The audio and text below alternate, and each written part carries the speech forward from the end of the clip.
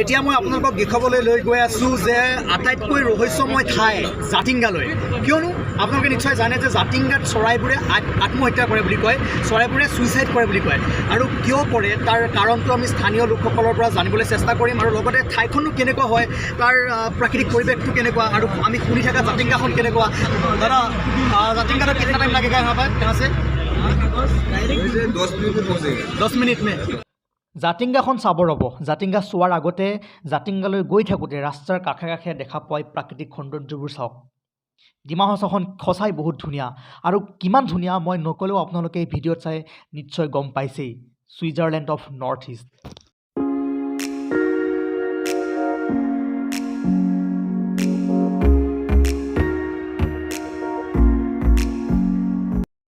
সৰুৰে পৰা শুনি থকা ঠাইখন ফাইনেলি আহি পালোঁ।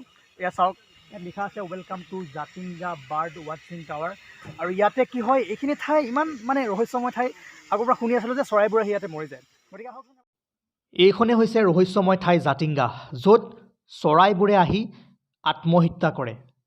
আৰু মই যিমানখিনি পাৰোঁ ওপৰৰ পৰা সম্পূৰ্ণ জাতিংগা ভিলেজখন আপোনালোকক দেখুৱাবলৈ চেষ্টা কৰিছোঁ। আৰু সেইখনেই হৈছে সেইখন জাতিংগা যি সৰুৰে পৰা আমি শুনি আছিলোঁ, য'ত পক্ষী আহি মৰে বুলি কয়। আৰু আজি দেখিবলৈ পাই নিশ্চয় ভাল লাগিছে, কাৰণ কিতাপত পঢ়ি থকা বা নিউজত দেখি থকা ঠাইখন যেতিয়া নিজেই নিজ চকুৰে দেখিবলৈ পাওঁ তেতিয়া নিশ্চয় ভাল লাগে। আৰু এইখন অকল আমাৰ অসমৰ বুলিয়েই নহয়, কাৰণ পৃথিৱীৰ কাৰণে এটা ৰহস্যময় ঠাই। ইয়াতে শুনামতে বিশ্বৰ বিভিন্ন ঠাইৰ বৈজ্ঞানিকে আহি ইয়াতে পৰীক্ষা নিৰীক্ষা কৰিছে যে বাৰ্ডবোৰ কিয় মৰে। তাৰ এতিয়ালৈকে মানে সঠিক যিটো মানে কিয় মৰে সঠিক ৰিজনটো এতিয়ালৈকে পোৱা নাই।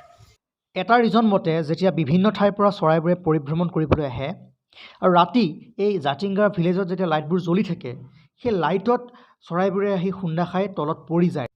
আৰু সেয়েহে এতিয়া এই জাতিংগা ভিলেজত ৰাতি লাইটবোৰ জ্বলাবলৈ, মানে বাহিৰত ডাঙৰ ডাঙৰ লাইটবোৰ জ্বলাবলৈ বন্ধ কৰি দিছে।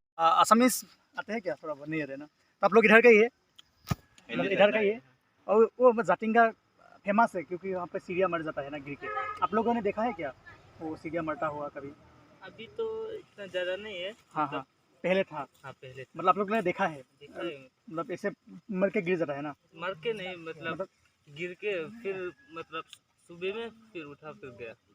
मतलब गिरता है और जिंदा होकर क्या चला जाता है, ऐसा होता है।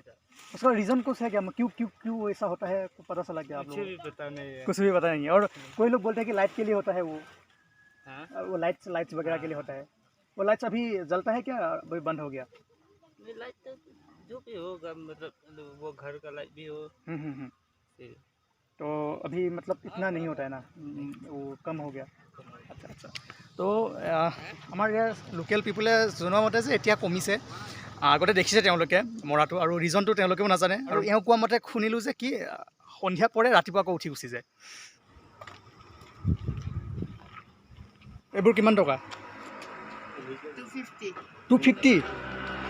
চাৰিটাত এইখিনি 250, চাৰিটাত 50। আৰু জাতিংগাৰ পৰা মিঠা কমলা লৈ আছোঁ খাবৰ কাৰণে। কমলা পাহাৰৰ ন? আচ্ছা, পাহাৰ লোকেল কমলা পাহাৰৰ। মিঠা মিঠা মিঠা হ'ব, একদম মিঠা হ'ব। গতিকে জাতিংগাৰ কমলা খাই চাওঁ। আছে লাতে হে वो मतलब कमला जातिंगा उस साइड से। हाँ हाँ हाँ, टेस्टी है ना? अच्छा अच्छा, वो पहाड़ों कमला बाहर का है। मुझे भी खिलाइए। अच्छा अच्छा, जी मुझे भी खिलाइए। बढ़िया है।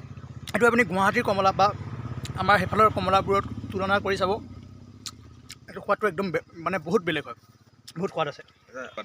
আৰু চাওক अवेलेबल है এইবোৰ वो तामुल तामुल हाँ हाँ, तामुल भी होता है ना? तामुल भी अवेलेबल। हाँ हाँ, চাওক এইবোৰ তেজপাত আমি এইবোৰ কিনি বহুত টকা দি কিনিব লাগে। এয়া চাওক, এই জাতিংগাত মানে मतलब हर जगह में होता है ना ये, हर जगह में होते हैं। तामुल भी होता है। तामुल भी होता है। চাওক এইবোৰ তেজপাত দেখিছে, তেজপাত আমি যেনেকৈ ঘাঁহ কাটি আনো পথাৰৰ পৰা, তেনেকৈ ইয়াত তেজপাতবোৰ এনেকৈ কাটি অনা হৈছে।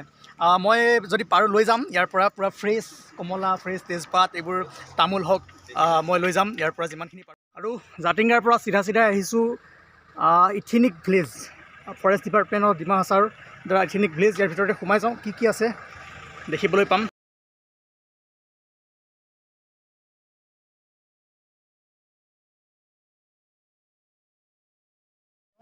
জাতিংগাৰ পৰা মই আহিছোঁ ইথেনিক ভিলেজলৈকে। ইথেনিক ভিলেজ কি হয় সুধিলে গম পাম। ইয়াতে মানে কি আমি খাম এতিয়া দুপৰীয়াৰ খানা খাম। দিনটো খোৱা নাই। জেগাখিনি বহুত কুল হয়, বহুত কুল হয়। আহি মানে গোটেই দিনটোৰ কষ্ট ৰাতিৰ টোপনি ক্ষতি ইয়াত আহি অলপ সময় বহাৰ লগে লগে মানে ভাল লাগি গৈছে। পাহাৰে পাহাৰে বগাই বগাই একেবাৰে এনাৰ্জি নাইকিয়া হৈ গৈছে।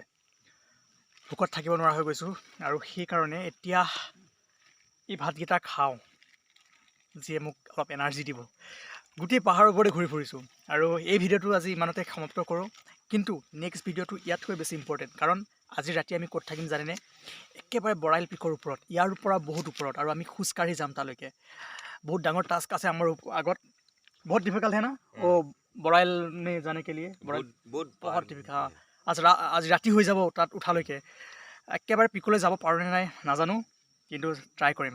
আৰু এই ভিডিঅ'টো ইমানতে শেষ কৰিছোঁ, কিন্তু নেক্সট ভিডিঅ'টো চাব, কাৰণ খোজকাঢ়ি খোজকাঢ়ি আমি যাম পিকৰ একদম একেবাৰে পিকলৈকে। আৰু তাত বাঘ ভালুক কিবা কিবি থাকি যাব পাৰে, গতিকে অলপ ৰিস্কি হয়, তথাপিও গৈ আছোঁ। ধন্যবাদ, ইমানতে সামৰিলোঁ।